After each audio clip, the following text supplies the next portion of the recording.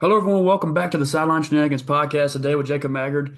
I am back again, doing it all on my own, but hopefully Hoppy can return in a few weeks. I just want everybody to still keep him in your prayers, and hopefully we'll get him back here for the one right before the draft, which is the final show, the last thing we'll be putting out prior to the NFL draft, and maybe we'll have a nice big group of people for that one because it is the last one. But obviously, if you guys are enjoying the content that I've been posting, like, subscribe, follow along, leave comments. It helps a ton to put it in the algorithm and just kind of get it out there to other people and maybe get some more people on board with this. And again, I always appreciate the support from everybody in the comments last week. That was definitely pretty cool to have some people commenting. And obviously, looking forward to another week of mock drafting. And I'm going to go ahead and open it up with number one overall in the Tennessee Titans and the most obvious pick in this draft class. I think it's just pretty much a surefire thing that this happens now, and it's Cam Ward to the Titans. They're a team that has pretty much sent the entire team to go look at him. I mean, they had like 8 or 9 guys again working at his pro day, just trying to figure out and scout him and figure out exactly what he is as a player.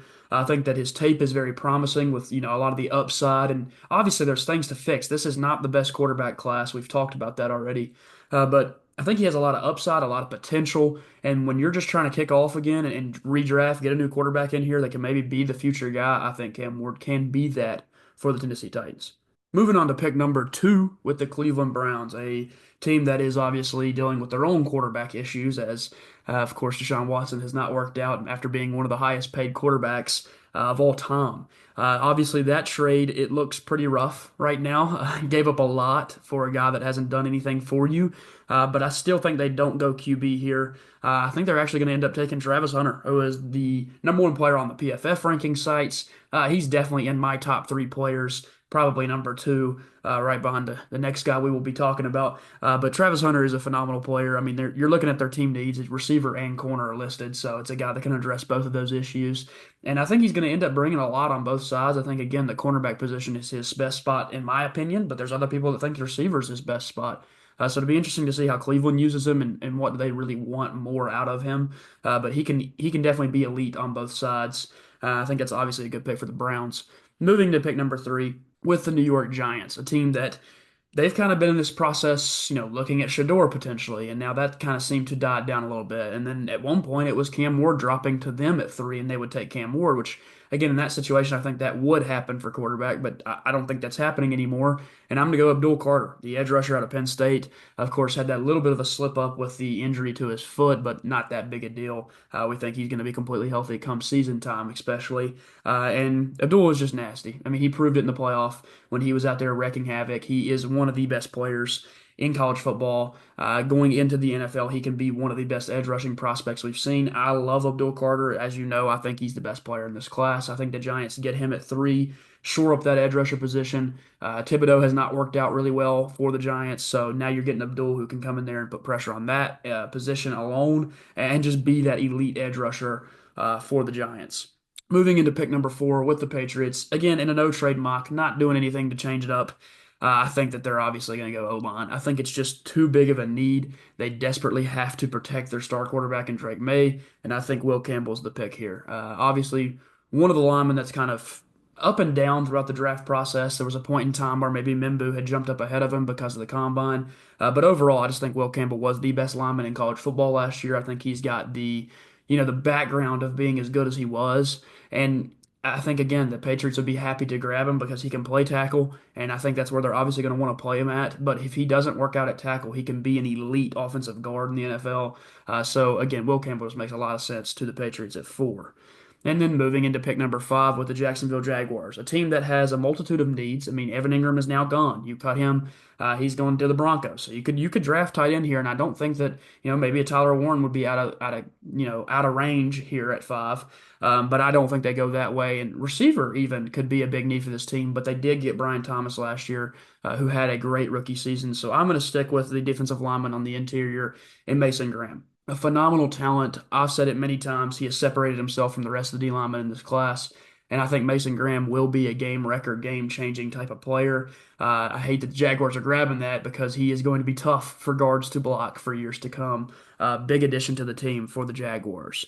Moving on to number six with the Raiders, a team that can do a lot of things. They've locked up Geno for another year, so I think they do stay away from Shador, although I think there's still a chance that happens. I'm not having that today. And I'm going to go with Ashton Jeanty. It's been the pick I've made for the last few weeks, and I just think that they can add a superstar running back who can get 5 years of control. And that is kind of the lifespan for an NFL running back now, unless you are some super freak, super talented guy you don't usually make it past that rookie contract. And if you do get a big time payday, it's a good thing. It's because you are that good. So I think Ashton Jeanty to the Raiders is a phenomenal pick for them. Just definitely just adds talent to a team that needs it on offense. Moving into number seven with the New York Jets.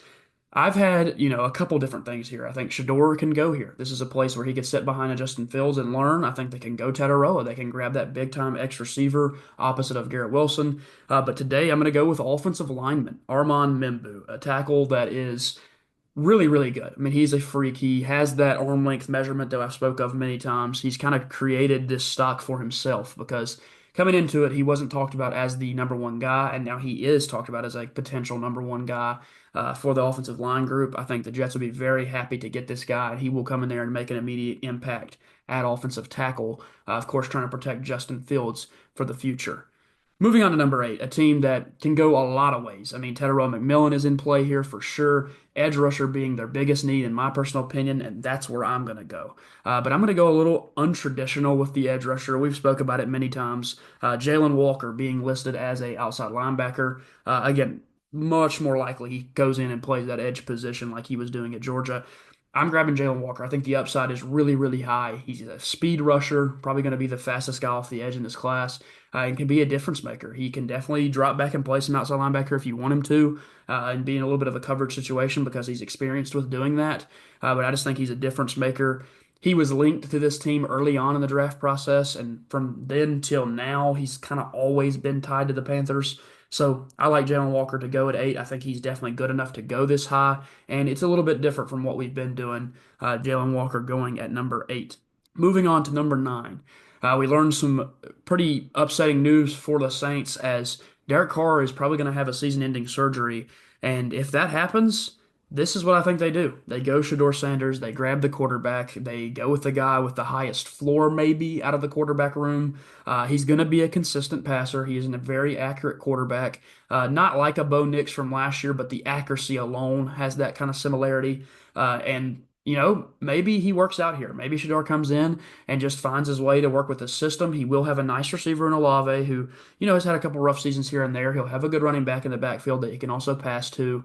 And it's just a decent football team overall. I think he's going into a situation where he could potentially succeed, and it's a lot different than anything we've done. But I think this is definitely something that can happen with the Derek Carr news. Of course, they tried out some different quarterbacks last year after Derek Carr was down, and they did not win a game with those guys. So I don't think that's the answer. Spencer Rattler being one of those guys. And I'm going to go Shador Sanders at nine. Moving on to pick number 10 with the Chicago Bears, a team that can go a multitude of ways. Running back obviously would make a lot of sense for this team, but the one that I think could go here is gone. Then you shift over to that O-line, D-line, grouping, and you're kind of looking at one side of the ball where we've seen the two top guys go off the board on the offensive line, whereas we haven't seen a D lineman come off other than Mason Graham. And there's a guy staring you in the face in Walter Nolan, who has the potential to be one of the best pass rushing defensive linemen in the class. And I think that he goes here. I'm going to grab Walter Nolan off the board early, and I think that that's, kind of an odd pick at sometimes because, we had him falling in this draft all the way down to, the Bengals at 17 and even farther at points, just depending on who we were wanting to take. But I think that there's a high potential they take O-line, running back, or D-line, and it's really a toss-up. It's something I haven't done in a long time is have a D-lineman go here. So I think Walter Nolan is definitely good enough to go to the Bears, so I'm going to move him up the board and have him going at number 10. Going into pick number 11, a team that, again, is looking for that guard tackle position, but the two guys are off the board that I think would be warranted to take here at 11. This is a team that could maybe go out and grab some cornerback help, and there's two here that are really the question marks for you, and you're looking at Will Johnson, you're looking at Jahdae Barron. I think these two guys could both potentially go here. I'm personally higher on Jahdae Barron, but some people still think that Will Johnson has the potential to go this high. We had him going here at certain points in our mock draft process. And so today I'm going to go Will Johnson. I think he's that long, lengthy corner on the outside that can be a difference maker. He doesn't have as long of arms as they thought he had, but he still can be the man-on-man corner that has pretty good ball skills, honestly. Had two pick sixes last year before he got hurt.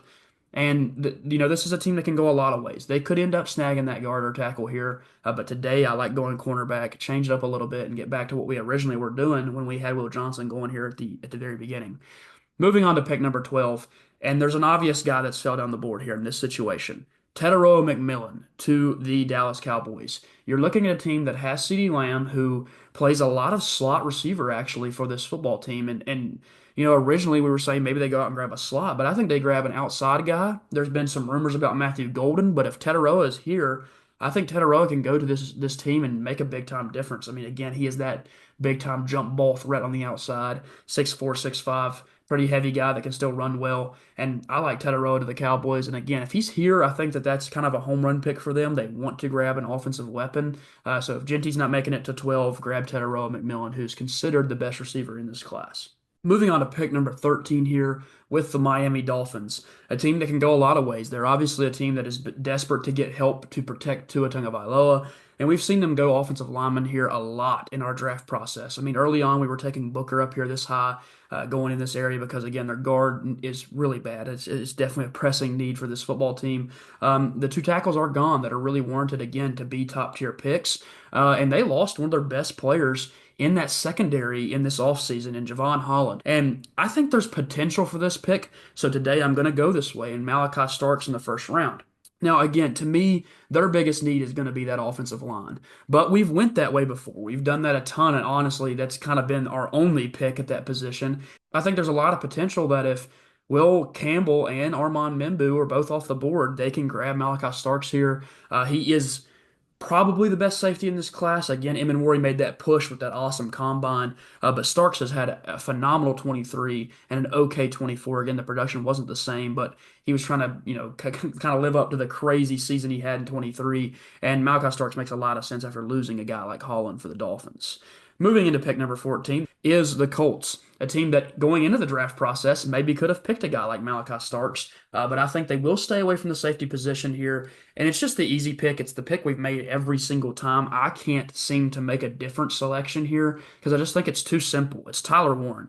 He is an unbelievable tight end prospect. Again, I think he can go as high as number 5 to the Jaguars. They desperately need that position now without Ingram, but he is really, really good. I mean, he just is a playmaker overall for a tight end position. I think that the Colts have kind of looked at him the whole entire process. He's been rumored to go there the whole entire process. So I like Tyler Warren a ton to the Colts. Again, I think he can help out a young quarterback in Richardson who's still trying to work through a lot of those issues that he's had early on. And Tyler Warren can be the guy that can be the safety blanket and help him get through those issues. Moving on to pick number 15 with the Atlanta Falcons, a team that I think can go a lot of ways. We've had them grab receiver in this draft a couple times. We've had them grab edge rusher a lot, Jalen Walker being the most recent pick here. But today I'm going to kind of shift it up a little bit and go Jahad Campbell, the linebacker out of Alabama. This is a team that desperately needs a linebacker help. They can also use Jahad as an edge rusher at times. I mean, this guy is a big linebacker, 235 at the combine, but playing weight was about 245. He could kind of do a lot off the edge if you wanted him to. Again, I think he sticks and plays linebacker. He is phenomenal at that position. And again, this is a team that hasn't picked a defensive player in the first round in 4 years.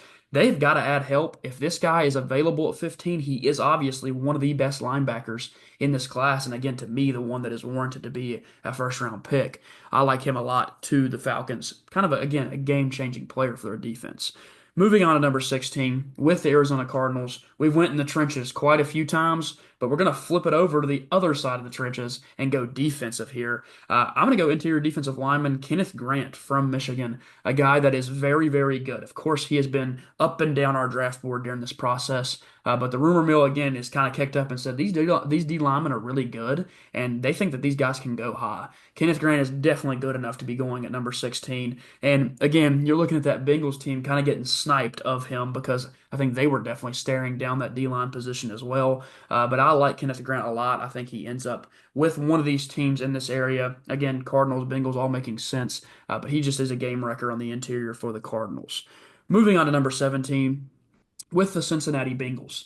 This is a team that I think can go a lot of ways. If they do not get back Trey Hendrickson, which rumors appear to be saying that they are trying their hardest to extend him, which is going to be a lot of money locked up, I think they can go out and grab an edge rusher. And today, that's what I'm going to have them doing, going out and getting an edge rusher. And Mike Green, the Marshall edge rusher, of course, again, production was the thing for him in college. If you want to see high level production, go watch him play. He was great in an Ohio State game where he was pretty daggone good against some of the best linemen. He was really good down here at Tech. When I was watching that game, it was like, hey, there is a game wrecker on that defense, a guy that can definitely change up a team off the edge. I think the Bengals can grab an edge rusher even if they get Trey Hendrickson back.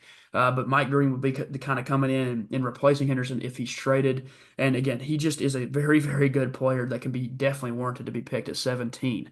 Moving on to pick number 18 here with the Seattle Seahawks. A team that can definitely add on that edge rusher position. I've had that happen before in this draft, and a team that I think could maybe look at that outside receiver position and maybe grab one, of course, after losing DK Metcalf and, of course, Tyler Lockett being gone as well. But today I'm going to have them grab the guy who I think can address their positional needs the best in the entire draft. And that's going to be a guy that maybe his team doesn't pick. He is listed as tackle right now. Now, they are one of those teams, again, I've said it before, that they don't pick guards. They won't do it. They'll pick a tackle and move him to guard because they don't think guards are very good. Well, Gray Zable's listed as that right now. And Gray Zable's a guy that had an unbelievable pro day, had a really nice Senior Bowl, and he's been very good. Of course, he is playing at the FCS level, but he was one of the best linemen at that level, of course. And today I'm going to have him going to the Seahawks. Again, he can address the guard position. He can address the center position. He can play either one of those and probably at a pretty high level. I mean, again, one of the better linemen in this draft overall. He won't be playing tackle at all in the NFL, that's for sure. But maybe him being listed as one, might see the Seahawks pick him because, again, like I said before, they don't like picking guards and centers. They just like picking tackles and moving them around. So I'm going to have him go Gray Zabel today. Moving on to number 19 with the Buccaneers, a team that has to add edge rush help, and Donovan Ezeraku is here. We've went with the other production monster in Mike Green quite a few times to this team, but Ezeraku, of course, coming in right behind Mike Green in college football with the sack numbers being really nice at 17. He just makes a lot of sense. Honestly, this is a team that needs edge rusher. He is a very good one. He's kind of put his name back up in this high first round talk during this process because at times he was talking about maybe falling. And man, if I was the Titans at 35, I'd have loved him to fall. But he is going to go here, I think, in this top 20 to the Buccaneers. Moving on to pick number 20 with the Broncos. And talked to Hoppy, consulted with him, and he said, hey, go Marion today. So Marion Hampton is the pick again. We've done it a couple times. He is tired of watching that team not be able to run the football. Marion Hampton can come in and be a game changer for them, help out Bo Nix in that backfield. And again, it just adds another weapon to an offense that looked pretty good last year without the running game. Moving on to pick 21 with the Steelers. This is a team that I think at times I've said maybe Shador falls to here and you could pick a quarterback. I think they're a team that can maybe trade down in this draft and grab a quarterback at the end of the round. You know, maybe trade with that Chiefs team that wants to come up and grab offensive linemen potentially. And I think there's even a world where they could go on the outside, address that safety position or corner position. But today I'm looking at the interior defensive line, and the top two guys are off the board, and well, top three at this point, actually.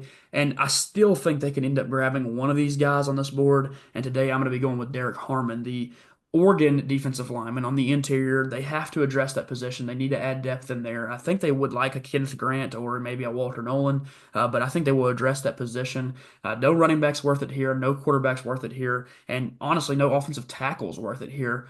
So I like them grabbing Derek Harmon on the interior. Moving on to pick 22 with the Chargers. A team that has to address the tight end position and add talent on the outside, and it's been a pick that's been way too easy to make. I'm making it again. It's Colston Loveland, tight end from Michigan. You know the whole story. I've said it a million times. Harbaugh coached him in college, won a national championship with him, and he was the best offensive player on the team last year. He's just He's too good. He's too good not to be going to a team that needs a tight end and has a connection as good as it is with Harbaugh. He likes drafting his own players, so they go out and grab him here at 22. Moving into pick 23 with the Green Bay Packers.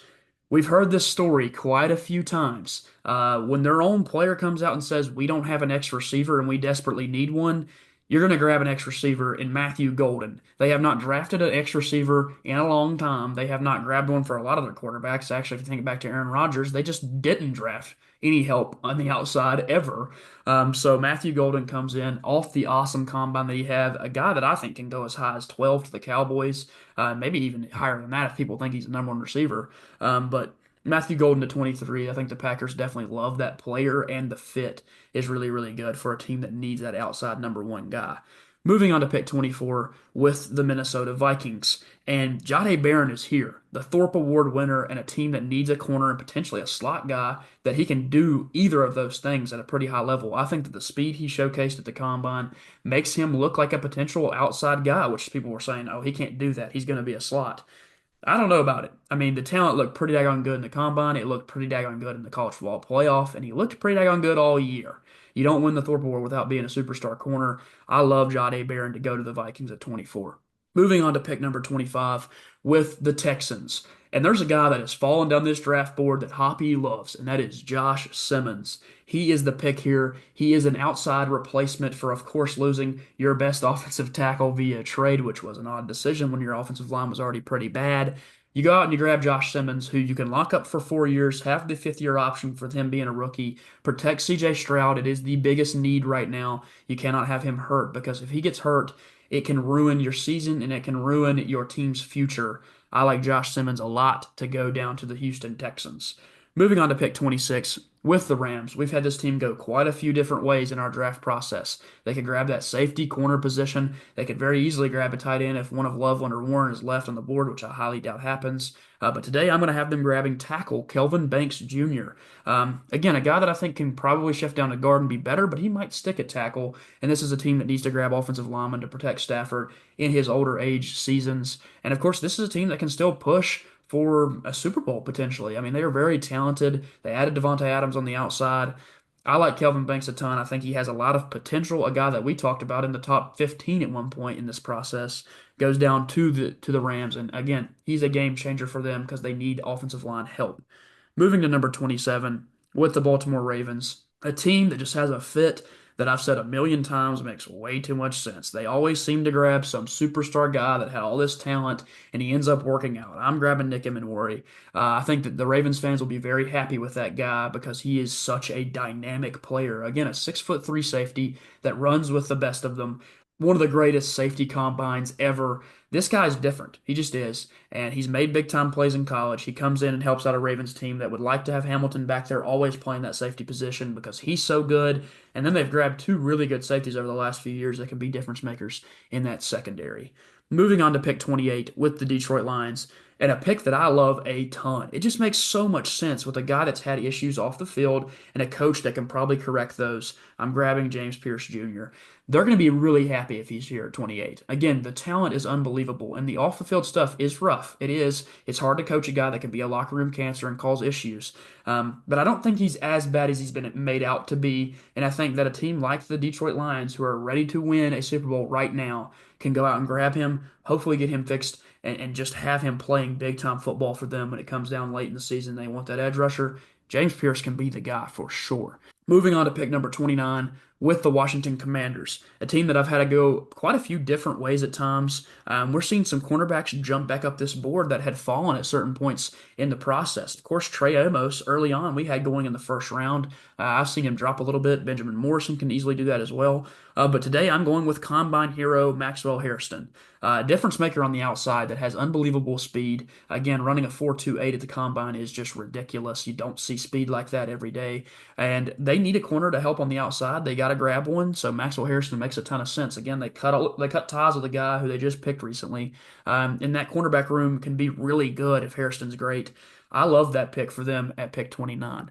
Moving on to pick number 30 with the Buffalo Bills, a team that has to add defensive help or wide receiver help. And I think the wide receivers here are really, really awesome.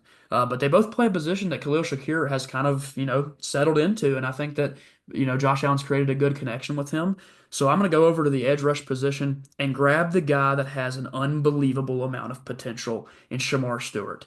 We've had him as high as maybe 7 or 8 in this draft process, and his kind of hype has died down a little bit. But again, the Bills have got to find guys. And I think they are a good enough team that they can take a shot on a developmental player and hope he can turn into this superstar player. And again, Shamar Stewart had one of the greatest combines we've ever seen from an edge rusher. Kind of like Emmanwori, his numbers jumped off the sheets when they looked at him. And again, the college production wasn't crazy. It really was kind of lackluster. But again, if you don't watch him play, you don't know how good he is. He was a game record game changer in different ways, not just the sack numbers. I love Shamar Stewart going number 30 to the Buffalo Bills.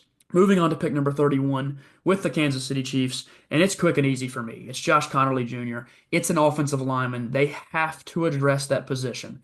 They were in the Super Bowl and they got dogged. It was not close. The sacks that they got on Mahomes was way too much pressure. You've got to protect him. They've had this issue before in the Super Bowl, and they've had the issue at times that their offensive line just isn't good enough.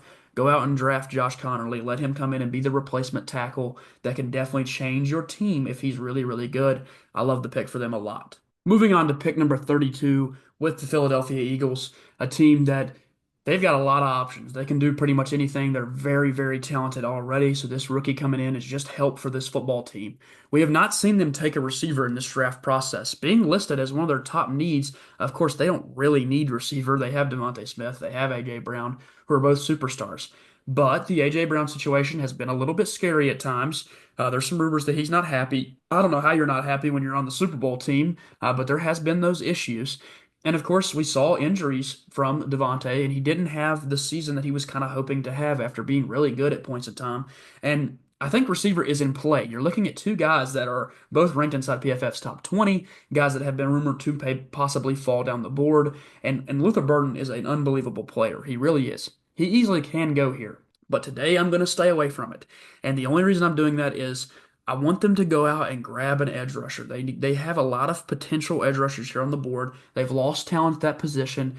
And we're seeing a guy in Mykel Williams who has unbelievably fallen down the board in today's draft process. We've had him going as high as, I think even 11 to the Niners, and today we have him down here at 32 to the Eagles. Now, again, this just makes a lot of sense because the Eagles always find those steals in these drafts. They always end up getting some guy who just isn't supposed to be available, and he is, and he's a difference maker, and he's a great player. And again, I like that fit. Mykel Williams can do things that other edge rushers can't. He's a very big edge rusher that could potentially play some D-line if they needed him to, but also can be a difference maker off the edge. I love Mykel Williams to the Eagles, and that wraps up the entire first round of today's mock draft. Looking at the PFF board now, I'm going to look at some of the things that we've kind of changed up today. Gray Zabel going as high as 18. We've not had Gray Zabel going in the first round really a whole lot, but he just fits the needs for the Seahawks at 18 against center and guard being two pressing issues.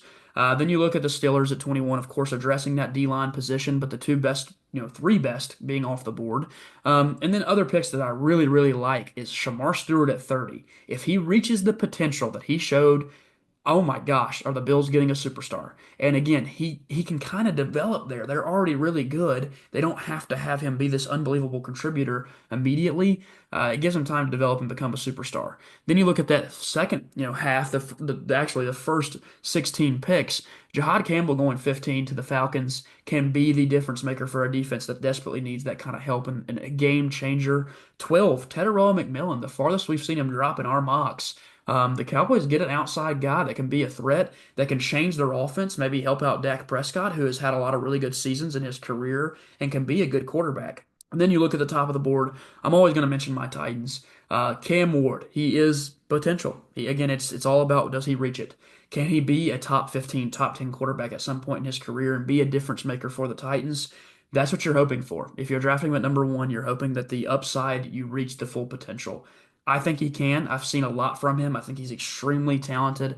I love Cam Ward a lot in this process. I've kind of changed my opinion on him just by seeing his pro day and then kind of rewatching tape and seeing that this guy can make unbelievable passes, big time plays.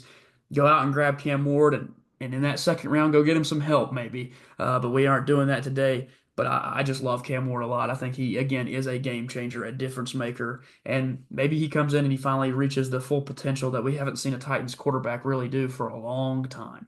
Well, that about does it for today's mock draft. Of course, we had a pretty fun one here. Some different things happening, but also at the same time, a lot of the similar stuff, especially at the top of the board, as we've kind of seen some teams really round out their process and really kind of just settle in on guys that I think have kind of make too much sense, honestly. If they don't pick them, it's going to be weird. Obviously, again, like I said at the beginning, hopefully we get Hoppy back here for the next one. Looking to hopefully get him home soon and everything. And of course, like I said before, keep him in your prayers.